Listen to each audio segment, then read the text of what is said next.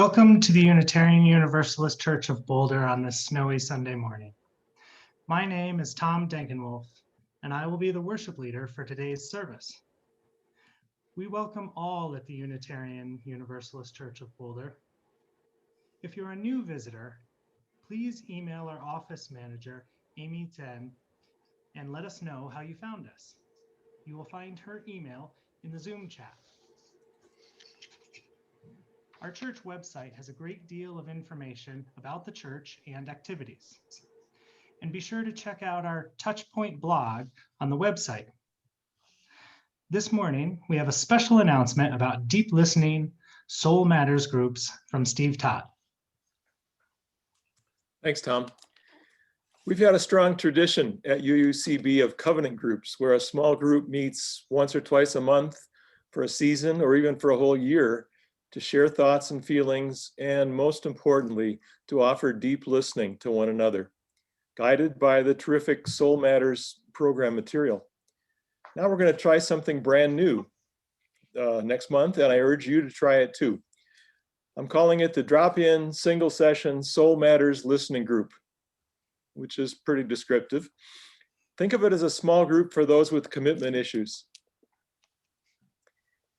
Diana King and I will be facilitating this experiment on Sunday afternoons at 2 p.m., first and third Sundays of every month, starting next week, November 1st. And we'd love it if you'd join us today in the main Zoom room after the service to get more information and discuss how this will all play out.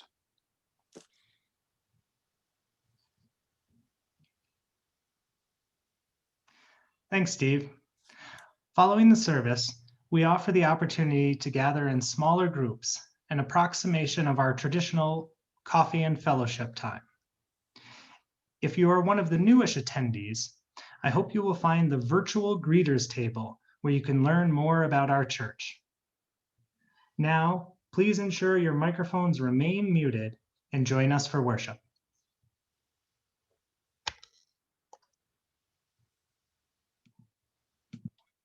Good morning, everyone. Before we start and I do our call to worship, I just want to put a few thanks out there.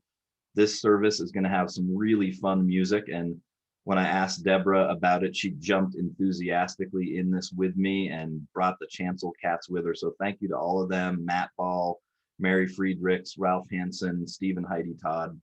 It's going to be a lot of fun, so thanks for all that you put into this. And now, let us prepare our hearts and minds for worship. Hear these clearly spoken words from Kurt Cobain, who wrote, quote, "Come as you are, as you were, as I want you to be, as a friend, as an old enemy. Take your time. Hurry up. Choice is yours. Don't be late. Take a rest as a friend, as an old memory. Come as you are." Unquote. Please join me today for worship and enjoy our classic UU opening hymn, Sweet Dreams by the Eurythmics.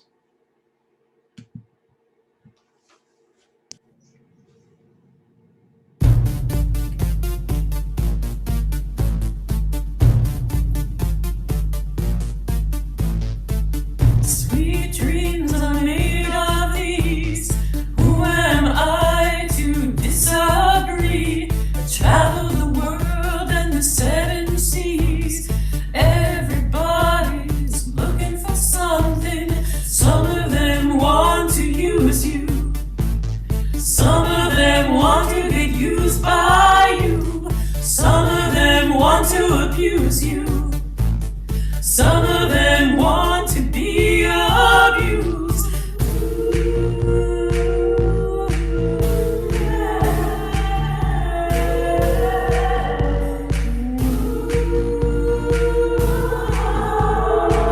Sweet dreams are made of these. Who am I to disagree? I travel the world and the seven seas.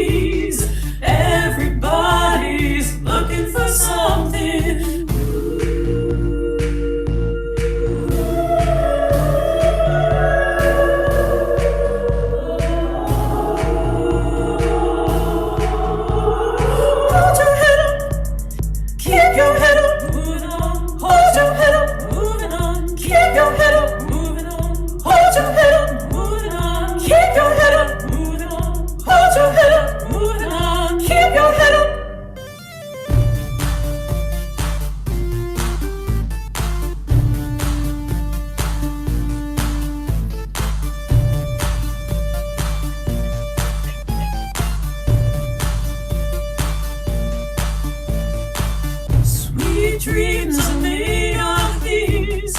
Who am I to disagree? I travel the world and the seven seas.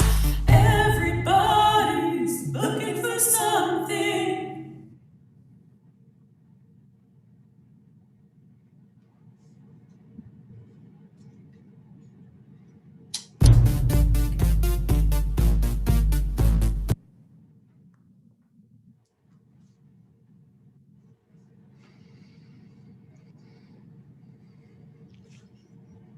If you have a personal chalice or candle near your computer, please get ready to light it. We invite you to type into the chat box where your chalice is lit, the street or neighborhood, or what city if you're joining us from outside Boulder County. Now I'd like to introduce Karina, our chalice lighter for this morning.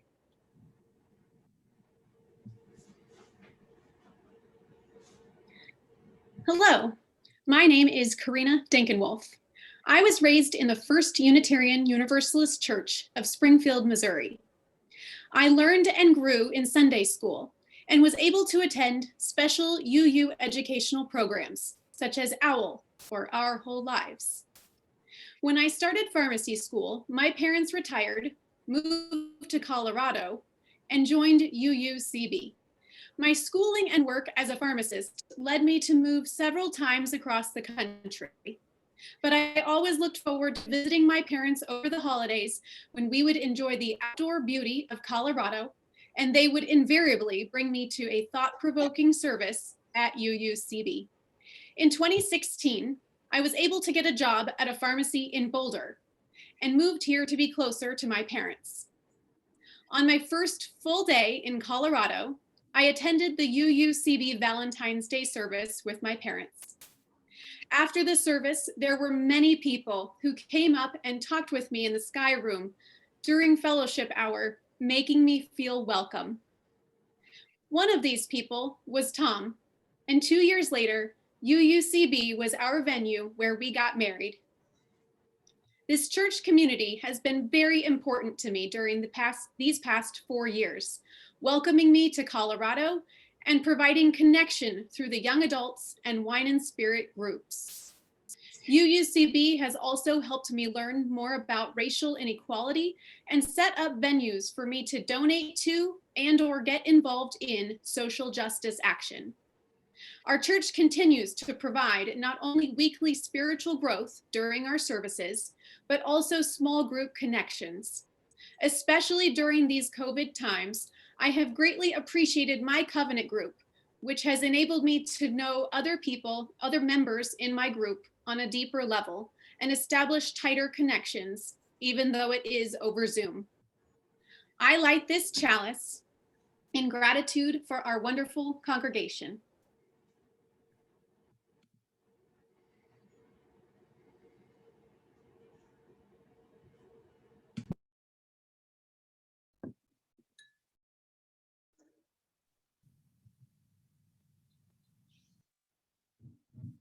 We now invite all those gathered in your various locations to join together in fellowship and community as we say aloud our congregation's covenant. The words are in your online order of service and on the screen. We gather in fellowship to speak truth to each other, to reach out and touch one another, to care with each other, and to seek the truth divine. So be it.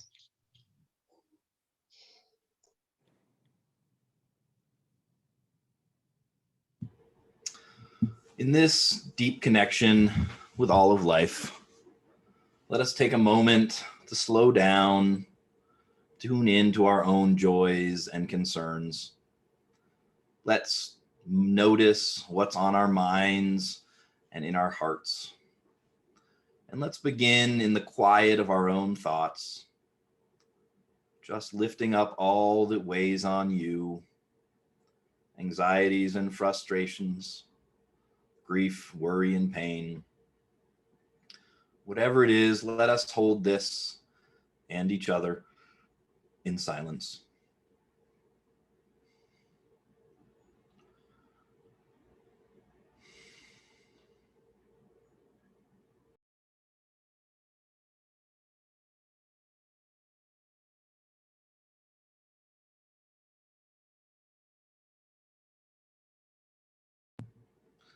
Let us also turn our minds and hearts to those we love, holding them with love, acknowledging their painful challenges and sufferings. Now is the time I would like to invite you to share your concerns, all that is weighing on your heart, in the chat box. I'll name a few of them, but it's important that our community of love and accountability sees it more than anything. So please, whatever is with you today, whatever sorrows and frustrations you are holding, let us know. We are indeed in this together. We know there are still fires nearby and those that we love threatened by them, and places that we love threatened by them. We woke up to snow, which is beautiful but cold, and we know some are threatened by that. The spiking COVID cases, may we send love to all those exposed and suffering. For all the first responders, nurses in the ICU, firefighters, doctors, teachers. Oh, thank you, teachers. Just let the words of our fellow community members wash over you.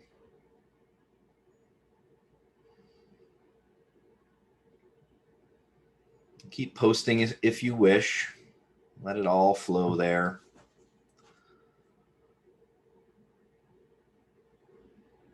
But we also want to check in with those of you who are feeling joys and celebrations. So I also invite you to share anything that is lifting you up today. We need those words as much as ever right now. Words of joy and love, of contentment and happiness.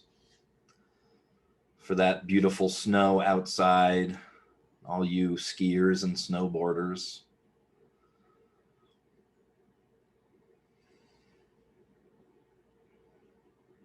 A new baby, Evelyn Faye. If there's anything more joyful than that, I don't know what it is. Yes, may the snow help with the fires. May we all find something to be thankful for. I lost a good friend this week named Sky, but it was so beautiful to see everyone who loved her come together yesterday and remember her. I'm grateful for community, so grateful for each and every one of you. And let me say, for all these blessings and concerns, as well as the many that remain silently on our heart, we hold this compassionate space with love. And I thank you all for the ways that you bless each other. And I'll invite you now into a short time of silent reflection. Just get your body nice and comfortable with your feet on the ground or tucked up underneath you. Let your eyes gently close just for a moment. And let's just notice our breath as it slowly moves through our body. Notice the breath against your nostrils or lips. Notice the gentle rise and fall of your chest as your lungs expand and contract. Nothing to do, nowhere to be, just breathe. Find that place of stillness.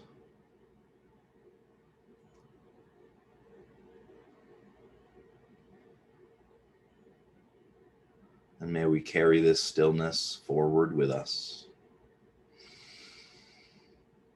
May it be so. Ashe.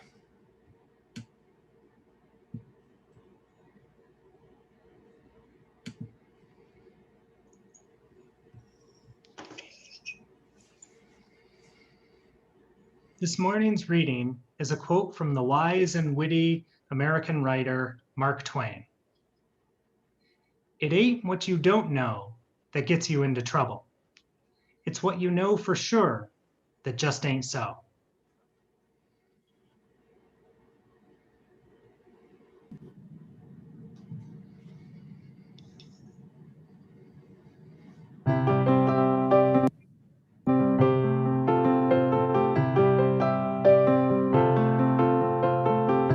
Blue jean baby, LA lady, seamstress for the band, pretty eyed, pirate smile. You marry your music man, ballerina. You must have seen her dancing in the sand. Now she's in me, always with me, tiny dancer in my hand.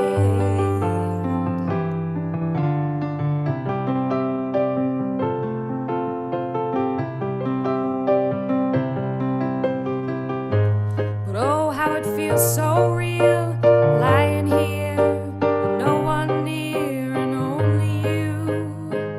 And you can hear me when I say softly, slowly,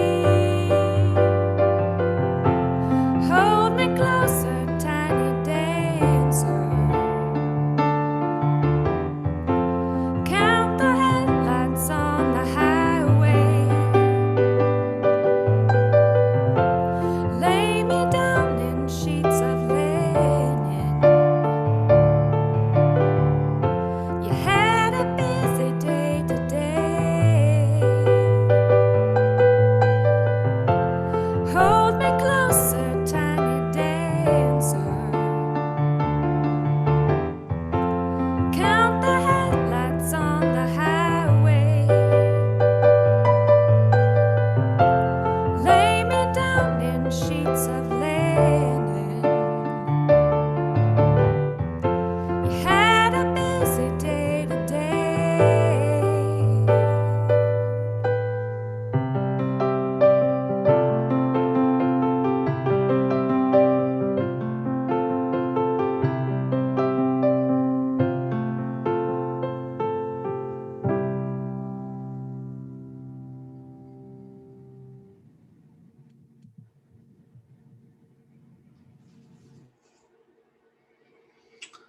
Well, thank you for that. Musically, I came of age in the early 1990s, just as the grunge scene of Seattle was gaining widespread popularity with teens across the country and across the world. Bands like Pearl Jam, Temple of the Dog, and of course Nirvana were taking the distorted, dark sounds of rock and making them the signature feel of their music. Just as the name grunge implies, it wasn't supposed to be pretty, but rather hard and messy. This, of course, lent itself to lyrics that were easy to hear in many different ways. Perhaps most perfectly personified by the famous Nirvana song Smells Like Teen Spirit, in which the vast majority of the words are intentionally mumbled and left unclear. This, of course, did not stop us from attempting to decipher the hidden meanings we were sure lurked within these twisted sounds, much as our parents had hunted after secret clues in Beatles songs long before us. This led us, too, to endless hours sitting around arguing about what the artists were really saying, and we all held firmly to our personal theories. Whatever era you came of age in, whatever genre of music you prefer, This phenomenon of misheard song lyrics is surely familiar to you. Whether you embarrassingly belted out, "Hold me close now, Tony Danza," instead of Tiny Dancer, or completely agreed with Queen that the algebra has a devil for a sidekick, or simply appreciated that sweet dreams are made of cheese while rocking the Eurythmics, you too have fallen prey to that fascinating little phenomenon known as a mondegrin. As humorous as this often is, it also illustrates perfectly that hearing sounds and converting them into words is a lot harder and more complicated than we think it is. Most of us take this activity completely for granted. We're simply used to the fact that when people speak, it sounds like intelligible patterns of sound that we understand as communication. But what our brain is doing to accomplish this is pretty incredible, and not without error. If you really think about how much sound information is hitting your ears at any one moment, it's pretty staggering. And your brain is making tons of calculations every second about what of that sound information is relevant to you and how it should be presented. One major part of speech recognition that we don't even consciously think about is how everyday sentences are broken up into separate words. As you listen to me talk right now, notice that I do not pause between each individual word. I don't need to, because all of you know this language well enough that you do that for me. You know instinctively when one word ends and another begins. But think about the last time you were surrounded by a foreign language. One of the most difficult things to do when hearing speech that is unfamiliar is to notice when one word ends and a new one begins. If you were to attempt to emulate a foreign language that you didn't know at all, you would undoubtedly make a long string of sounds with no breaks between them. You would also undoubtedly offend someone, so please don't do that. One of the great contributors to the phenomenon of misheard song lyrics is indeed phrases that include sounds that could be broken up multiple ways and still result in semi-coherent sentences. So for instance, the famous Queen song, Bohemian Rhapsody, becomes Bohemian Rap City. You may have been asked by a child why Olive, the other reindeer, is so mean to poor Rudolph, as the sounds of the two separate words all and of in the classic children's song become combined into Olive. Olive, the other reindeers.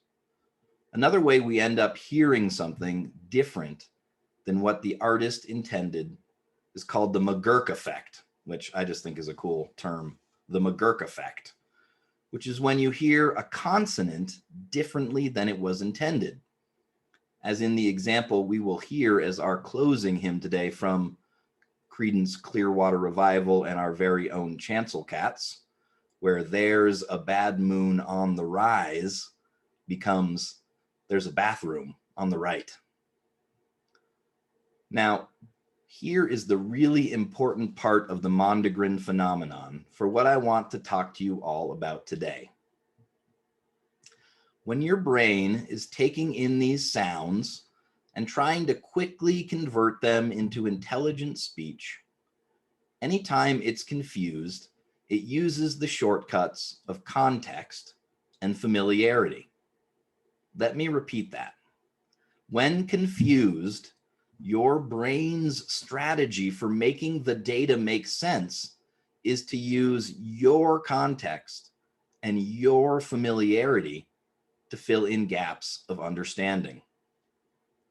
An example of your brain using context would be if you're sitting in a science class and there are bad acoustics and you're having trouble perfectly making out every word that's being said, your brain is going to try and plug a related scientific term into the gaps of what you hear.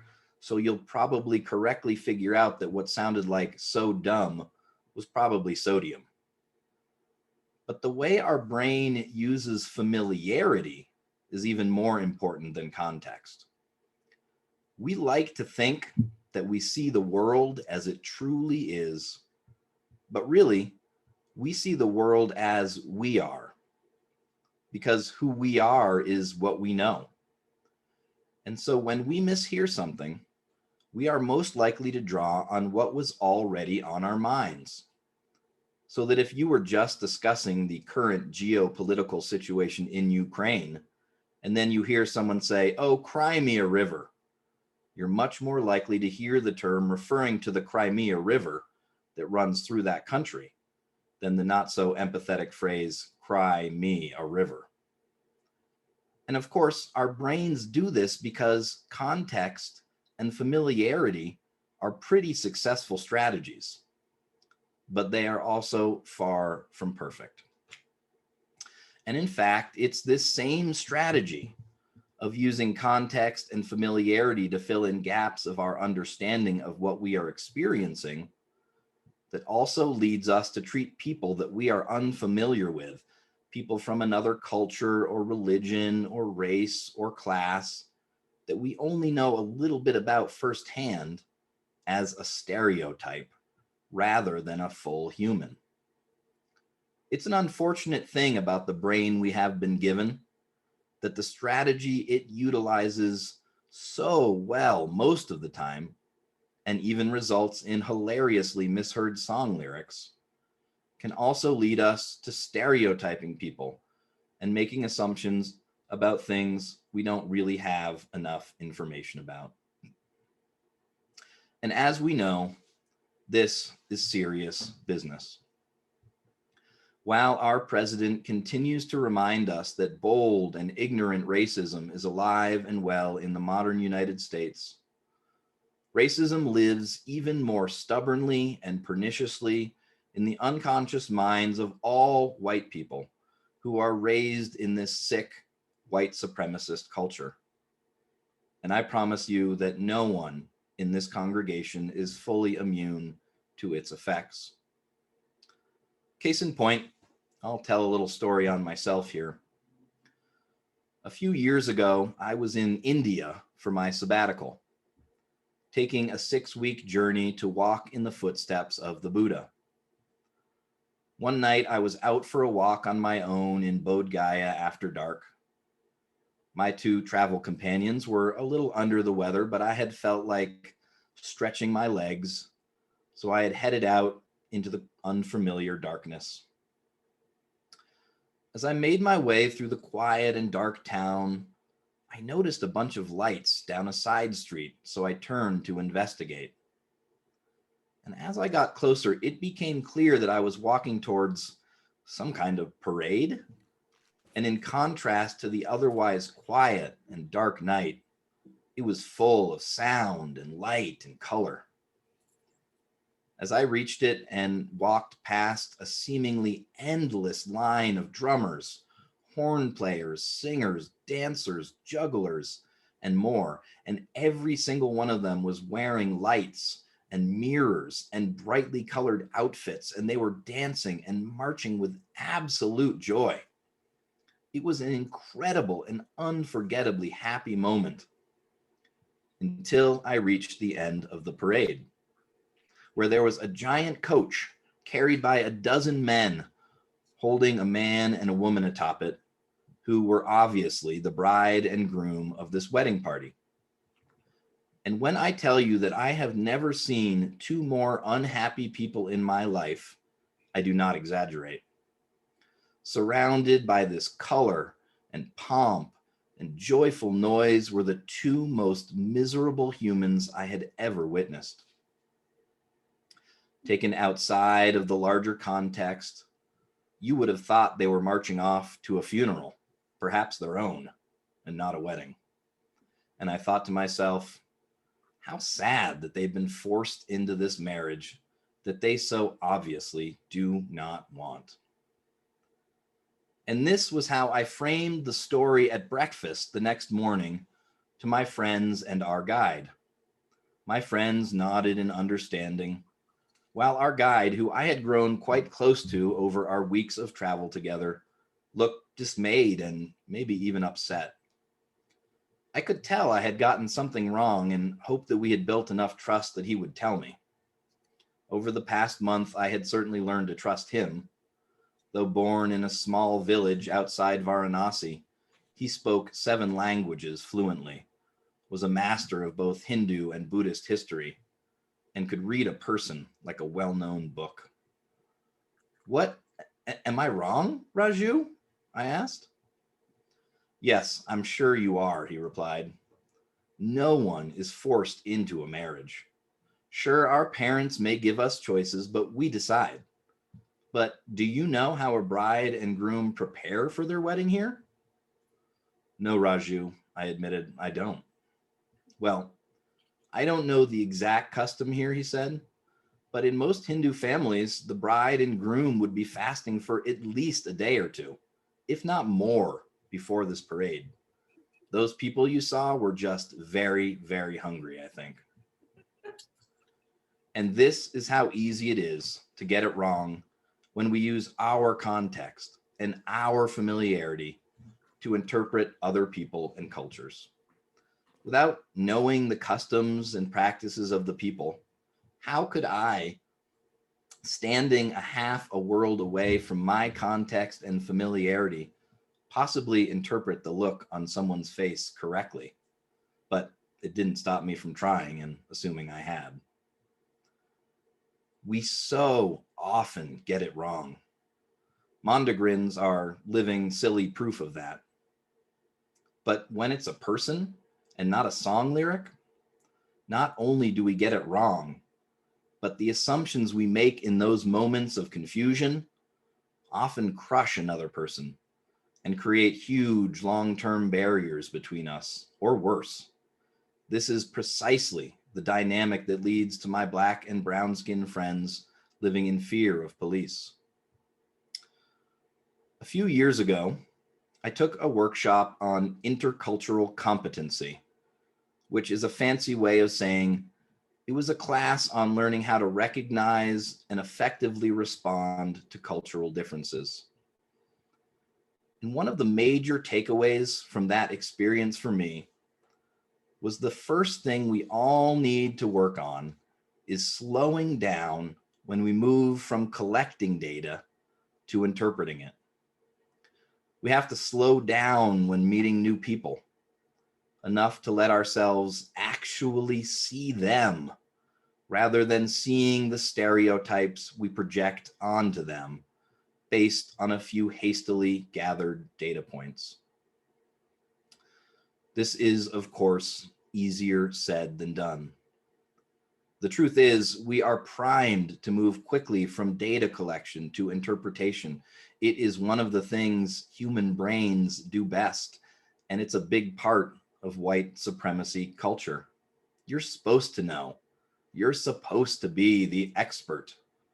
If jumping to conclusions was really an exercise, this country would be in much better shape. It truly is a spiritual discipline to slow this process down in our own minds, to allow ourselves not to be the expert, not to know, to linger in getting to know someone for as long as possible instead of quickly pigeonholing them into a category. I'm reminded of a quote from author Rochelle Goodrich, who wrote, "While you judge me by my outward appearance, I am silently doing the same to you, even though there's a 90% chance that in both cases, our assumptions are wrong." I love this quote because it so perfectly illustrates what happens in so many human interactions. If both people are making so many inaccurate interpretations, the question becomes, who are we really interacting with?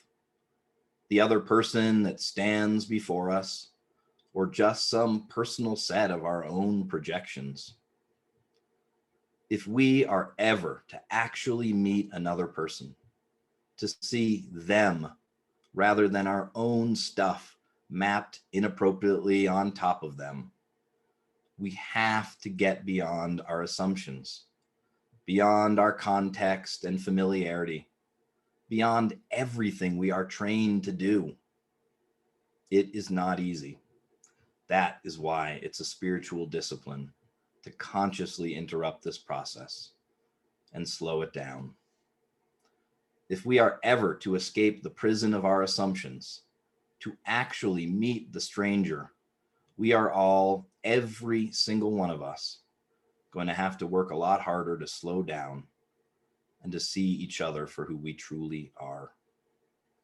May it be so. I know you can do it. Ashe.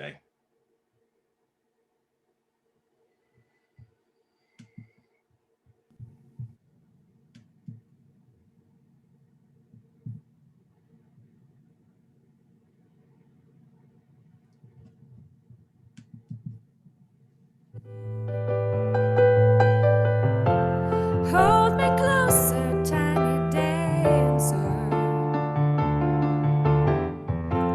Count the headlights on the highway. Lay me down in sheets of linen. You had a busy day today.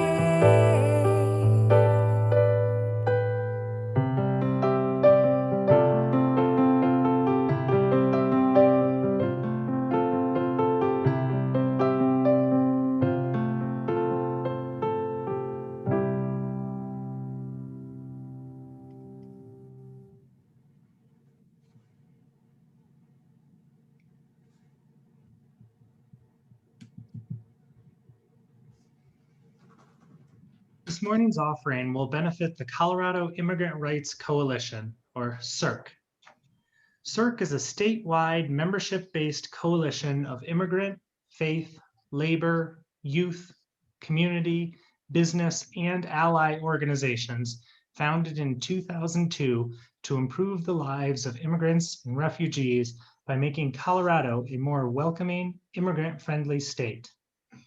CIRC achieves this mission through nonpartisan civic engagement, public education, and advocating for workable, fair, and humane immigration practices. Here's a story from one of their clients. Hugo Chavez was determined to apply for citizenship. My family was what motivated me, he recalled in a translated interview with CIRC. Getting a better life for us in the United States and being able to exercise my vote in this country to change the situation that we're in right now, even just a little bit. That's everything. So he saved up money for the application and put his paperwork together with the help of CIRC's legal services team. Hugo knew that the citizenship test requires thorough preparation to pass. But even with the 2 jobs he juggled to support his family, he didn't have the money for a preparatory class, let alone the time to take it. So he got creative, downloading audio study guides and playing them on the car stereo as he drove to and from his jobs. When test day came, it was a nerve-wracking experience. No one in the exam room was calm, he remembered. The woman in front of me was like gelatin. She was shaking so much. Just knowing that you're there is so much pressure. Your mind's in overdrive. Your adrenaline spikes. But what you have to do is just breathe and stay calm and just think about everything they've told you and everything you've studied. So I breathed and I said, here we are, let's go, and I did it. After the test, he received a letter stating that he had passed his English section, his writing section, all of the practical portions, but his application wasn't approved. There was a problem with his taxes. The first thing I did was go back to CIRC, he recalled. The legal services team looked through his paperwork, identified the problem, and managed to obtain and submit the missing tax records. and get his citizenship application approved as soon as possible. Hugo is now looking forward to voting for the first time this November. You can make your donation now using the link posted in our chat or by sending a check to UUCB. Please be as generous as you can. We will now receive the offering.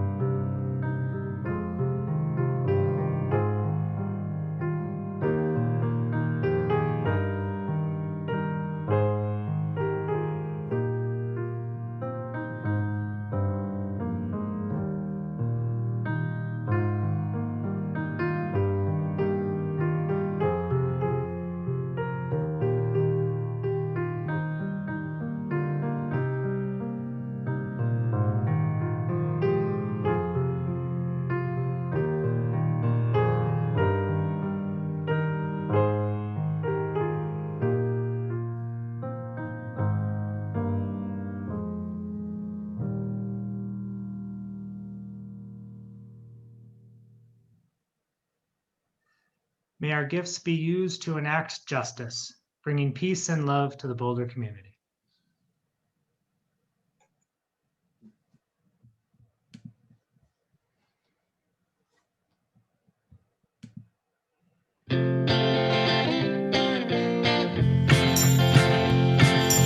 I see the bad moon rising. I see trouble on the way. I see earthquakes and lightning. I see bad times today. Don't go around tonight, well, it's bound to take your life. There's a bad moon on the rise. I hear hurricanes are blowing.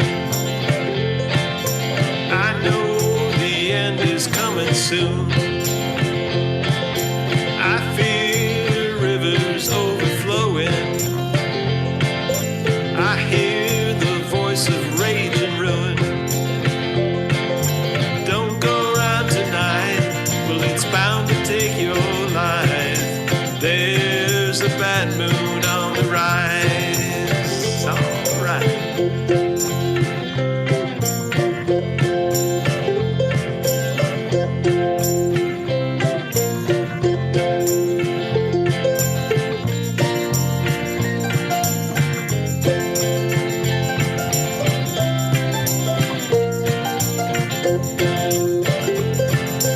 Hope you got your things together. Hope you are quite prepared to die. Looks like we're in for nasty weather. What are you thinking, foreign guy? Don't go around tonight, well, it's bound to take your life. There's a bad moon on the rise. Don't go around tonight, well, it's bound to take your life. There's a bathroom on the rise.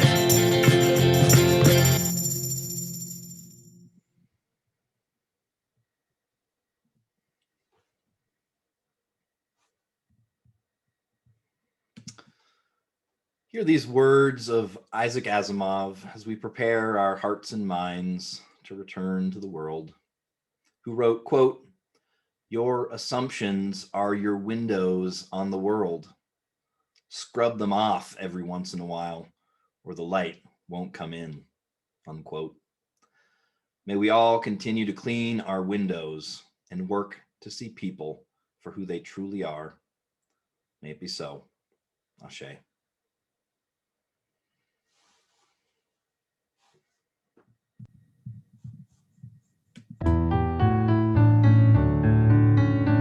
Go your way in peace, wander as you may. Blessed is the path you take. May love guide you on your way. Go your way in peace. Wander as you may. Blessed is the path you take. May love guide you on your way.